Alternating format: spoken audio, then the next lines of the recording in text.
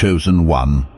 What I am about to tell you is going to land in the part of you that has always wondered if you did the wrong thing. 2 paths were prepared for you before you took your first breath. 2 carefully drawn roads, one of safety, one of sacrifice. Heaven mapped them both, angels lined them. The Father waited at the end of each one with arms open. You were never going to be lost on either road, and yet you did not choose either of them. You chose a third one, a road that was not drawn, a door that was not placed there, a path that was not on the original blueprint, and the moment you set your foot down on it, every silent observer in the unseen realm stopped what they were doing. Heaven did not object. Heaven did not correct.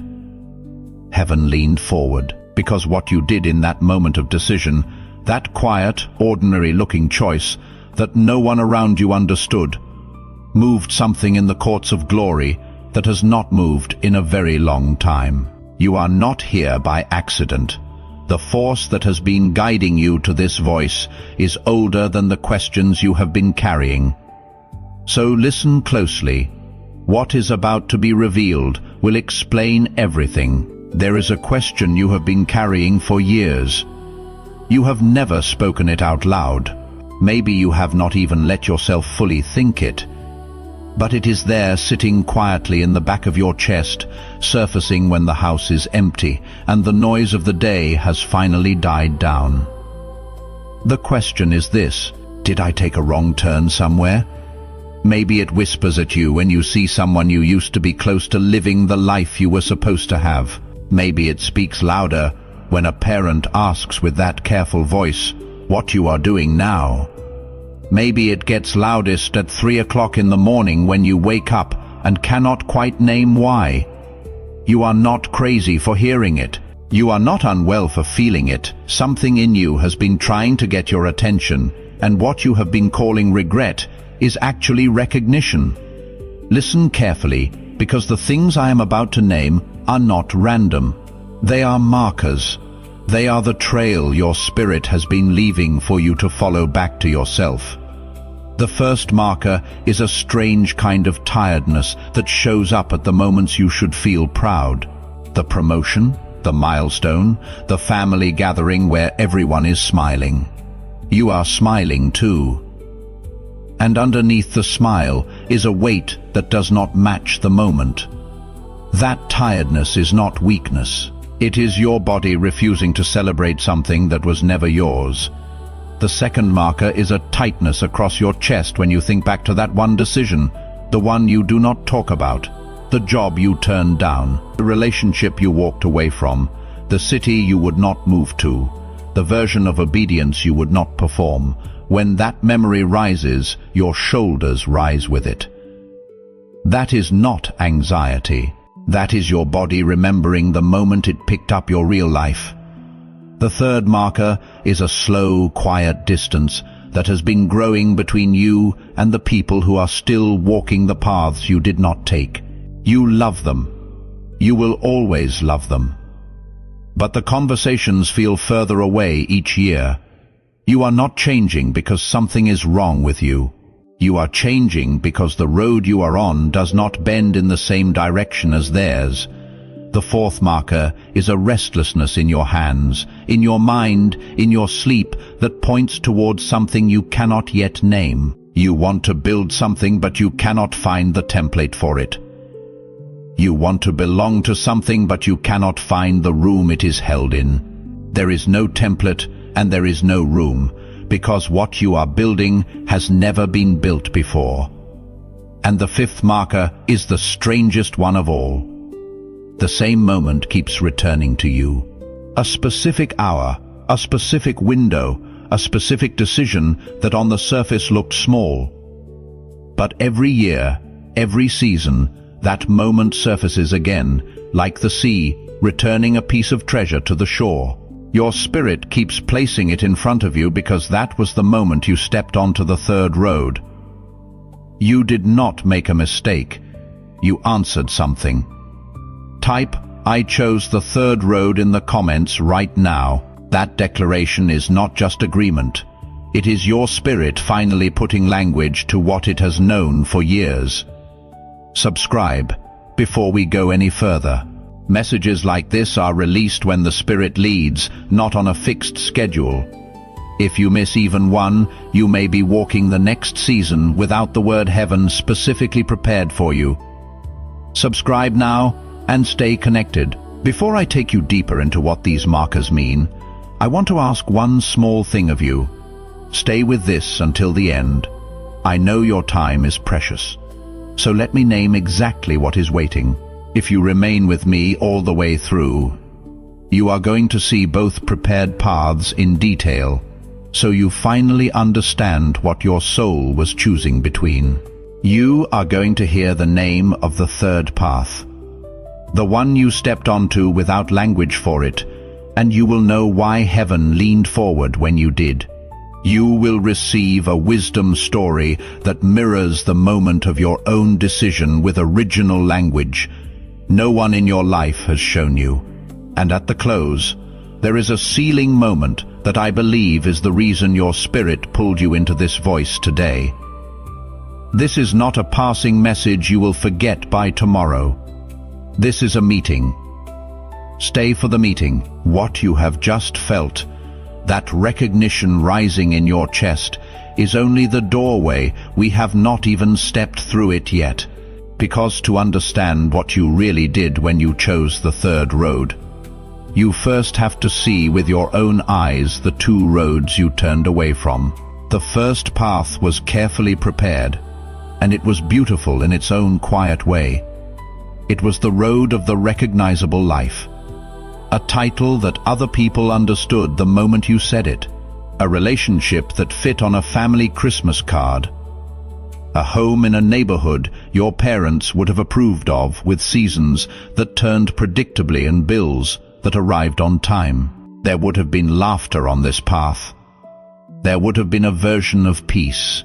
If you had walked path 1, you would have woken at the same hour every weekday, kissed someone goodbye, and driven to a place where your name was already on a door.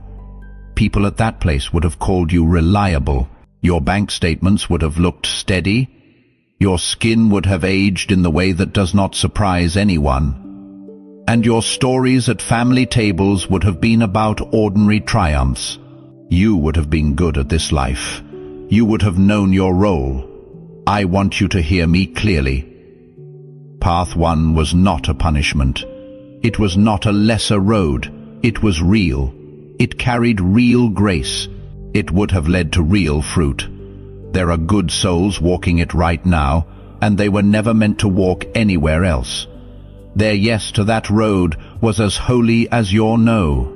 But there was something inside of you that path 1 could not hold. There was a part of you that even at 6 years old would stop at a window and stare past it like you were trying to see through the glass into a room nobody else could find. There was a part of you that asked questions adults did not have answers for, and then learned to stop asking them out loud. There was a part of you that somewhere along the way made a quiet vow. I will not shrink to fit. I would rather walk a road I cannot name than wear a life I cannot wear. That part of you was always going to refuse path 1, not because the road was wrong, but because you were carrying something the road was not built to hold. Maybe you can feel that now sitting with this, the slight relief of someone naming it, the strange sadness too, because somewhere in you there has been a grief for the life you did not live. Both feelings are allowed. Both feelings are honest. We do not have to choose between them. Path 1 was real, and turning away from it was real too. And neither truth cancels the other, but chosen one, this is only one of the two prepared paths. There is another one waiting, and what comes next is the road most people do not even know to mourn. The second path was just as carefully prepared, but its beauty lived in a different room. If path 1 was the safe road, path 2 was the sacred road. It was the road of the quiet life with God at the center, the smaller table, the deeper prayer, the rooms with fewer mirrors. Maybe a calling that involved actual ministry, maybe not, but certainly a life shaped around devotion, simplicity, and a slow rhythm of surrender. If you had walked path 2, your mornings would have looked very different. You would have risen before the sun to sit in stillness. You would have learned to want less. You would have measured your years not by what you built, but by how much of yourself you gave back. There would have been a kind of clarity on this road that the louder world does not offer. People who walked it would have called you peaceful. Some of them would have called you holy, and many of them in their quietest hours would have envied the simplicity of what you carried. Hear me again, because this matters. Path 2 was not the higher road. Path 2 was not the more spiritual road. It was a real road. It carried real grace. It would have led to real fruit. There are devoted souls walking it right now, and they were never meant to walk anywhere else. Their yes to surrender was as holy as your refusal to fit. But there was something in you that Path 2 could not hold either. There was a part of you that, even when you tried to disappear into devotion, kept hearing the world calling you back. There was a part of you that wanted to build, that wanted to create, that wanted to walk into the marketplace rather than vanish from it. There was a part of you that refused to choose between the temple and the street because it knew somehow that what was placed inside of you required both. That part of you was always going to refuse Path 2, not because the road was wrong, but because what you were carrying was not built for the path of pure retreat. Something else rises in you now. It is the recognition that this has been the deepest source of your confusion. You were never able to commit fully to the recognizable life, and you were never able to commit fully to the surrendered life either. Every season you tried to pick one of them. You betrayed the other half of yourself, and you have wondered in the privacy of your own thoughts if this means you are simply unable to choose. You are not unable to choose. You already chose long ago. You chose what neither of these two paths had room for. Stay with me here for a moment. Just notice what is in your chest. You have been carrying these two unwalked roads inside of you for a long time, and we are not going to rush past the weight of that.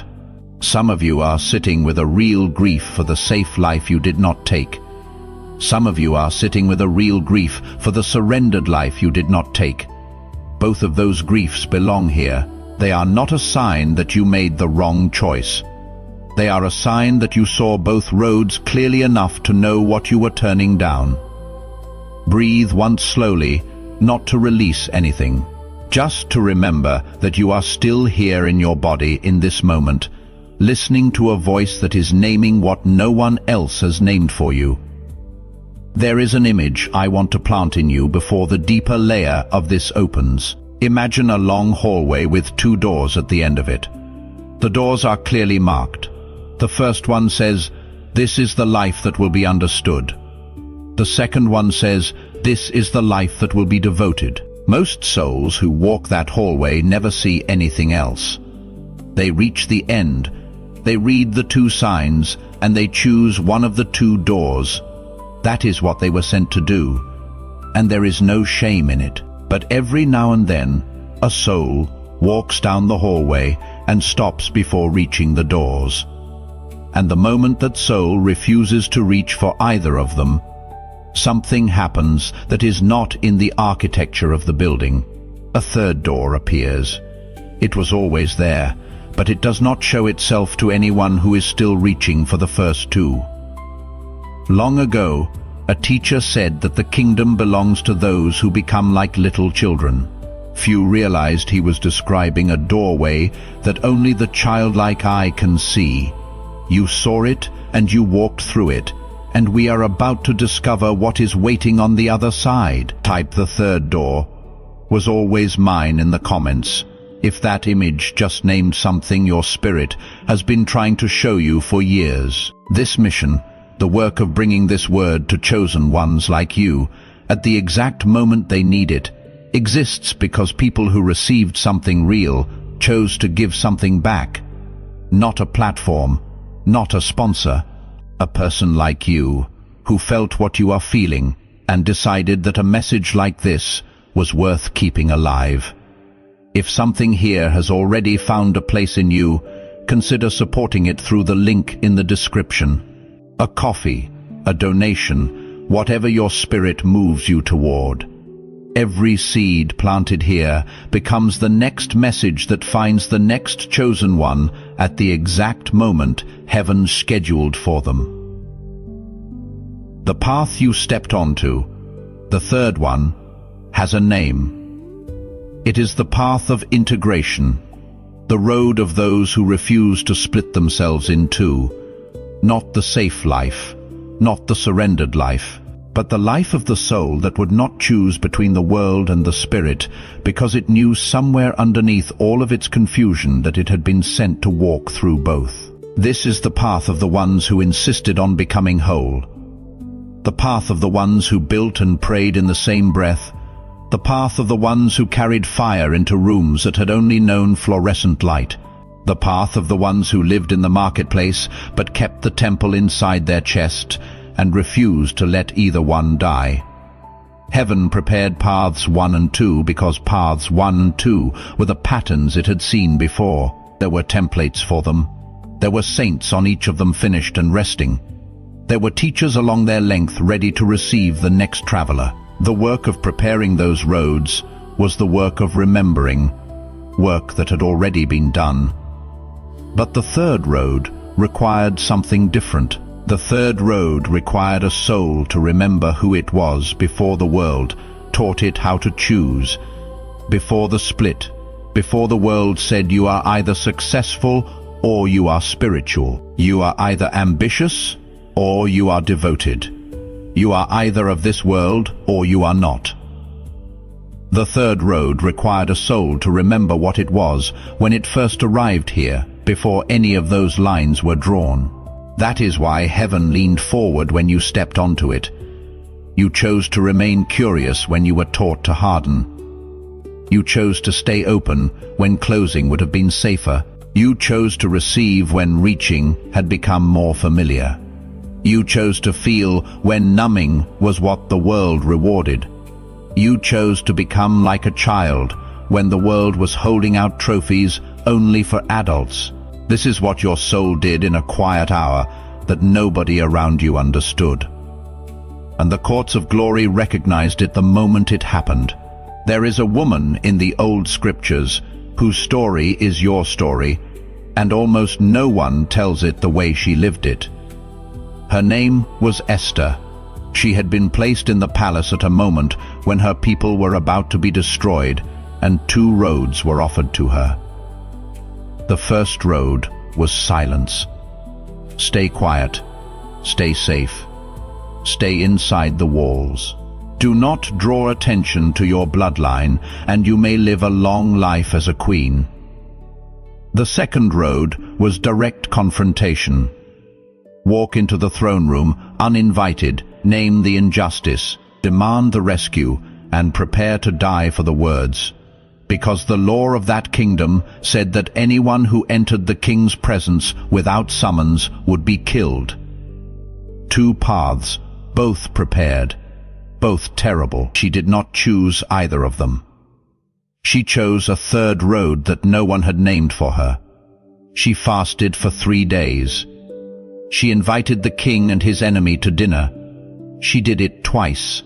She let the room change shape around her slowly until the third night when the truth could be spoken without breaking everything in the kingdom.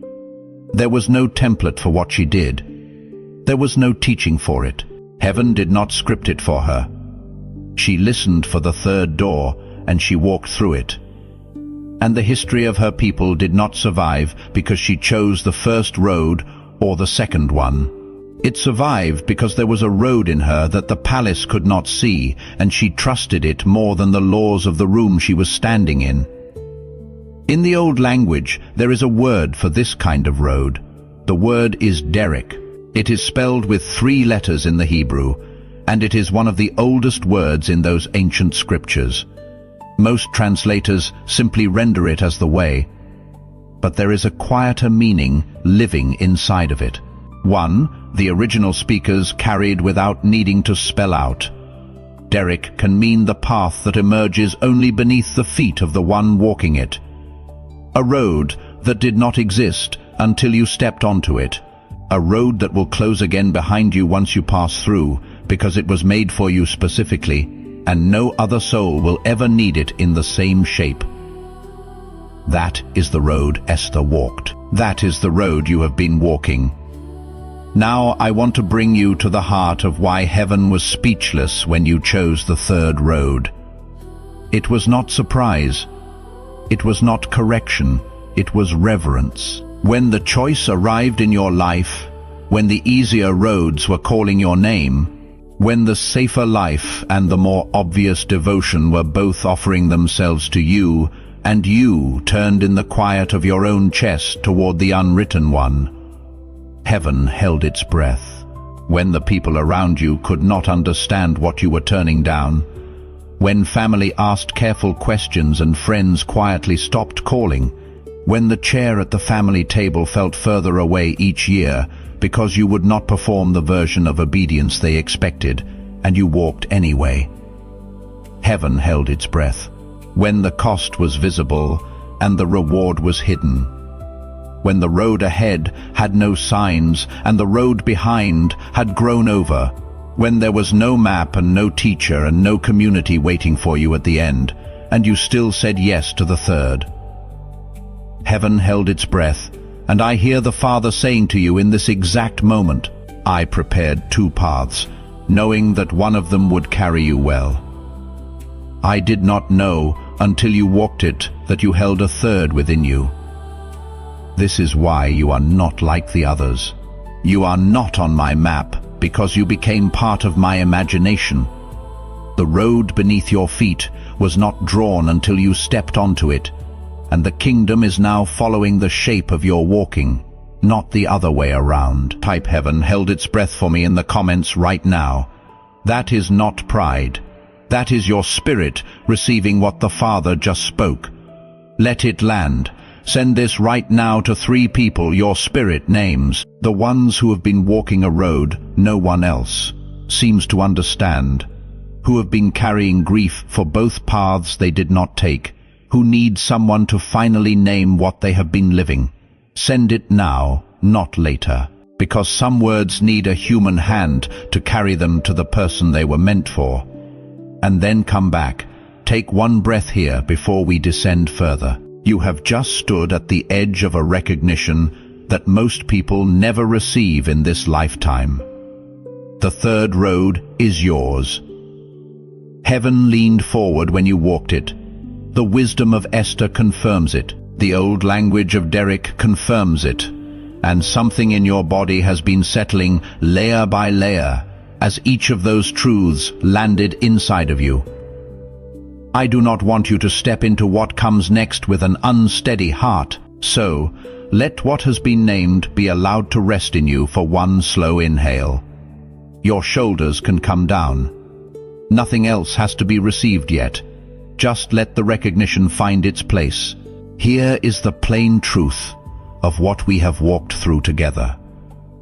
The third path you chose is the path of the whole self, the path of the soul that refused to split into the worldly version of you or the spiritual version of you, and instead insisted on living as both at once. The reason the world has felt narrow to you is because the world was trying to give you a half-life and your spirit has been refusing every offer of it. That is the why. The what is this? To walk the third road in full, your mind has to be returned to a state it has not been in since you were a child. The state of curiosity, openness, and wonder that adult conditioning slowly dimmed. And then once that state returns, the channel inside your nervous system that allows you to actually receive what life is bringing you has to be reopened because the stress of adult survival mode has been quietly closing it for years. The who is you. You are the one who chose this road. You are the one heaven leaned forward for. You were not born ordinary. You were born as what the old teachers called a child of light, a soul whose mind was tuned from the very first breath to a frequency that adults rarely carry. Curiosity was your native state. Openness was your default. Wonder lived behind your eyes the way breath lives behind the chest, and there was a kind of receiving you knew how to do easily without effort that made the world feel like a gift you were allowed to keep saying yes to. Then, somewhere around the age of 7, the dimming began. The world did not do it cruelly. It did it slowly. It taught you to worry. It taught you to doubt. It taught you to harden the soft places and close the open ones. And piece by piece, 2 frequencies inside of you were turned down. The frequency of the curious child and the frequency of the receiving child. This is why you have spent so many years feeling that you almost belong to yourself, but not quite. Some part of you has been calm without being able to receive what the calm should have brought. Some part of you has been reaching again and again for what an adult mind cannot hold. The childhood feeling of magic has stayed just out of reach, no matter how hard you have tried to find it again. The third road you chose requires both of these frequencies to be restored. The child mind must wake, and the channel of receiving must open. Long ago, a teacher said, "The kingdom belongs to those who become like little children." He was describing a sequence, not a sentiment. I want to pause here and ask you something honest. This work reaches chosen ones like you because people who received something real chose to give something back. If something in this message is already doing real work in you, consider supporting it through the link in the description. A coffee, a donation, whatever you are moved to give. Because when you give from a place of genuine stirring, heaven takes notice of that too. There is a practice I want to give you before we step into the close. 3 simple steps that help you walk your third path on purpose instead of by accident. The first step is to notice daily the moments when you are living as a whole self. When you bring the spirit into the world or the world into the spirit without choosing between them. Name those moments, even quietly, in your own chest.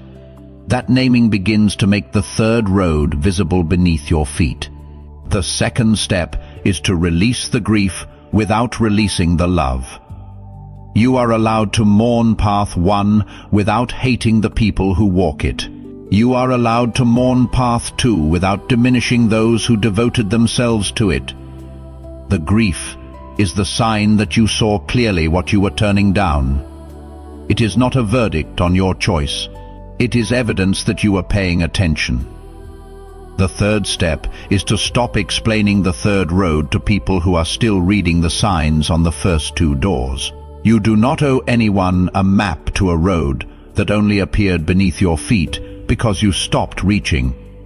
Walk it quietly. Let the fruit speak for itself. Let the shape of your life become the only language people need. Make sure you have subscribed before we reach what comes next. What follows is the final sealing of everything this conversation has been building toward. Subscribe so that when heaven releases the next word, it finds you ready. In your mind, picture yourself standing at the end of a long hallway. You have walked this hallway before, more times than you have realized. There are 2 doors at the end of it. The first one is marked with the words, "This is the life that will be understood." The second one is marked with the words, "This is the life that will be devoted." You have stood in front of these 2 doors 1,000 times in your inner life. Now picture yourself stopping, not reaching for either one, just stopping. And in the stopping, a third door appears between them, a door that was always there, but does not show itself to anyone still reaching for the first 2. In your mind, place your hand on the third door. Feel it under your fingers. This is not a visualization. This is a recognition of what your spirit has already chosen. The door has always been yours. The handle has always been there. The road on the other side has been waiting for the soul that would refuse to be split in two. Let the image quiet now. Stay where you are.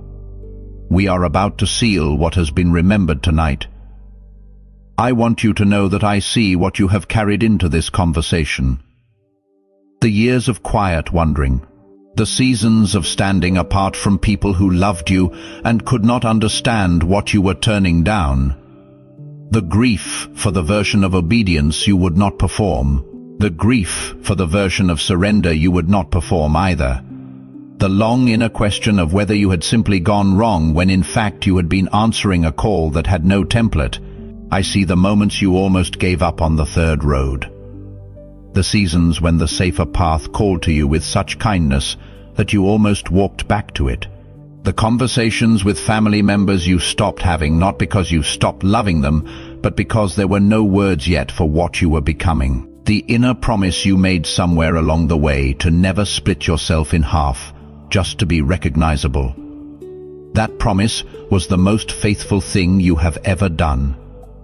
You did not come into this voice today by accident. The spirit that has been guiding your hand for months led you here, not to give you more confusion, not to add another question to the ones already in your chest, but to name what you have been living, to seal it with language, and to let you walk out of this conversation knowing that the third road was never a mistake. It was the only road that could hold everything you were brought here to carry. Hit the like button right now, not for the algorithm. As a declaration that you receive this sealing, that single press is your spirit, saying to heaven, I accept the road I chose. I walk it now on purpose, not by accident. Let that be your yes before we close. If you felt something seal in you while hearing these words, write the word Derek in the comments. Let that old word become new in your life. Let it mark the moment you stopped, wondering if you took a wrong turn, and started understanding that the third road was the only one your soul could have walked. Share this with someone whose third road is still invisible to them, the one who has been grieving paths they never took, who has been explaining themselves to people still reading the first two doors, who needs a voice to finally name what they have been living. Send it to them now, because some words need a human hand to carry them to the person they were meant for. And if this word did something real in you today, support this mission through the link in the description. Your contribution does not just keep this work alive. It seeds the next message that reaches the next chosen one at the exact moment heaven scheduled for them. The third road is yours. Walk it now, on purpose, in full.